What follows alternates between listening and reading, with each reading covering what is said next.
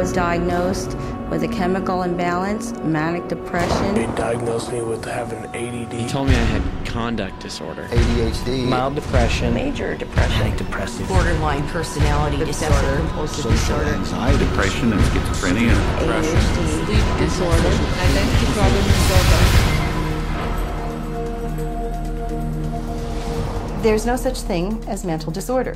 A mental disorder is whatever someone says it is, and if the person saying this is a mental disorder has enough power and influence, then people believe, oh, that's a mental disorder. Mais l'autorité ou l'influence ne vont pas sans crédibilité. Aussi, la psychiatrie fabrique sa propre crédibilité. It's based on a grab bag of checklists for disorders that are published in a book called the DSM, which is the Diagnostic and Statistical Manual. There are no statistics in this book, by the way. That just makes it sound more scientific. They create this cluster of disease, and they get together and they vote. Is this a disease? All in favor, say aye.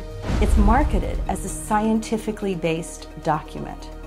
Now, the American Psychiatric Association, which publishes the DSM, do a lot of work to create an aura of scientific precision around the DSM, but it's not scientifically based.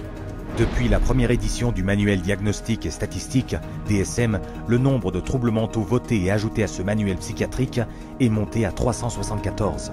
Et chaque fois que les psychiatres inventent un nouveau trouble mental, ils trouvent un autre moyen de tromper le public. If you have 27 ways to bill in the DSM, that's 27 ways to bill. If you have 300, that's 300 ways to bill. So you can pretty much find anyone walking on the street that could fit into a DSM somehow. When you build insurance companies, you can't say the word. You've got to say a number. And they have numbers for the most ridiculous things. You know, like arguing with your mother or peeing in the bed. Adolescent rebellion disorder is an official psychiatric diagnosis. Arithmetic learning disorder is an official psychiatric diagnosis. General anxiety disorder is a recent diagnosis. For each one, there is a 5-digit code with a decimal point. Now, the implication of that is if I have illness 403.16, that's different in some important and scientifically proven way from someone who has 403.17. And nothing could be further from the truth. Aussi incroyable que cela soit, si les psychiatres présentent le DSM comme un ouvrage scientifique, ils admettent ouvertement qu'il n'a aucun fondement scientifique. We have no diagnostic reliable markers for almost any illness there is in the DSM. What we're testing for in psychiatry, it's hard to say because there's nothing specifically. But as far as a test that's clinically useful, basically we're not there yet. We don't have any laboratory tests that we can use to determine whether somebody does or doesn't have a mental illness. There are no good biological tests for detecting mental illness. There is no test, there's no biopsy you can do. There is no chemical test right now. There are no specific tests to confirm the diagnosis or show the improvement, like any blood tests or any x-rays or anything like that. Oh, in my practice I don't do any tests. I just speak with people and listen to them, and then I make a decision in what kind of illness. Ces diagnostics sont complètement différents d'un psychiatre à l'autre. Une personne équipée d'une caméra cachée a consulté différents psychiatres en se plaignant des mêmes symptômes. I'm extremely unorganized, and I didn't used to be. It's caused problems in the family. It's caused problems getting, I'm self-employed. You've got ADD, ADHD, getting depressed, and your depression is bipolar depressed. You have a brain chemistry disorder, and it's probably genetic. You have a lot of the symptoms of depression. So it seems like it is a mixed picture. What that means is like we got some depressive symptoms and some, high symptoms. If you're bipolar, I'll need to give you a mood stabilizer. We don't know, I kind of doubt it. It's considered low-grade bipolar. You are more of the ADD than ADHD. And as far as medications for depression, because I would recommend that you start a medication, which are Prozac, Zoloft, Paxil, selects them. Usually Focalin XR is pretty good. They'll give you some Lexapro in the morning and some trazodone at night. Lamictal is a better medication for that. It works on your depression also. But the treatment for any bipolar cycling is the same. The lithium, Remeron is another one. trazodone, Tegretol, Lipigood, Wellbutrin, Lexapro, Lamictal, Equitroid, Depakote, lithium, Ambien. You may need an antidepressant also with your Lamictal. We don't know if I give you a medication if it is going to work or not. To a certain degree, it's trial and error. You never know if it's the right drug.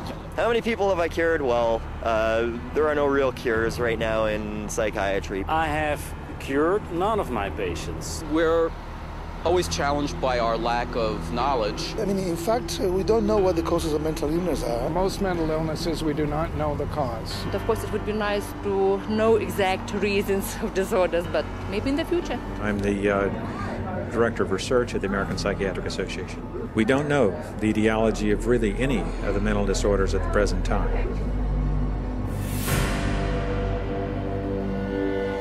DSM-5 is coming out. It's grown to 10 times its original size, and it labels everybody. I could find 5 diagnoses that would fit you or anybody else. Comparez cela aux méthodes de recherche de la pathologie, une vraie science qui découvre de vraies maladies en utilisant un grand nombre de tests précis pour les diagnostiquer. We do millions of laboratory tests as well as the structural examination and the microscopic examination. It's a whole series of applied scientific procedures. In the case of psychiatry, there isn't any laboratory tool that can precisely identify a psychiatric disease and allow it to be classified. It's not as if there's some study of tissue or some study of the body or some study of matter. These are all categories which are made up. They're simply made up. They don't exist in nature. They're decided upon by psychiatrists and voted on. Les psychiatres ne sont pas les seuls à tirer profit du DSM.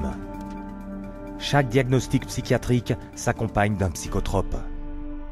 The pharmaceutical corporations now contribute enormous sums of money for the education of psychiatric residents and for the support of research by their professors, so that psychiatry today has become in America, has become very largely learning of which drug to use with which disease or disorder.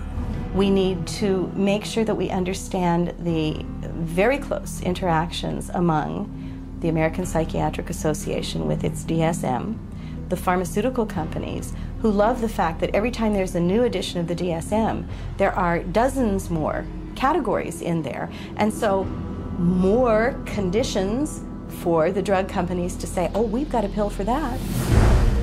En 2006, une étude a rapporté que 56% des psychiatres qui décidaient des troubles à ajouter à la prochaine édition du DSM avaient des intérêts financiers en commun avec au moins une société pharmaceutique.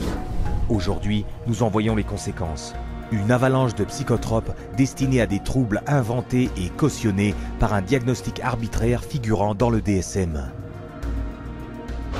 The fact that it is couched in the language of science without necessarily having any of the scientific data or underpinnings to justify it is as threatening as anything we've seen today. Le dernier stratagème très onéreux de la psychiatrie pour tromper le public en imitant l'autorité médicale légitime, les scanographies du cerveau. We can scan all the brains we want to. The fact that we see changes in different people's brains, changes in functioning, doesn't mean that we've discovered anything that has its origin in the brain. It just means that we're seeing changes, but it doesn't mean that there's something wrong with the brain. Les psychiatres et les psychologues se servent du DSM pour coller une étiquette de malade mental sur 450 millions de personnes dans le monde, ce qui équivaut à la totalité de la population de la France, de l'Italie, de l'Allemagne, du Canada, de l'Australie, du Royaume-Uni et de la Russie combinée. Cependant, la vente de psychotropes sur ordonnance a atteint au niveau mondial le chiffre de 27 milliards de dollars par an en subventions gouvernementales et rapporte à la psychiatrie 440 milliards de dollars par an. La plupart de cet argent provient de diagnostics et de psychotropes donnés à ceux qui nous font le plus confiance et qui sont les plus vulnérables.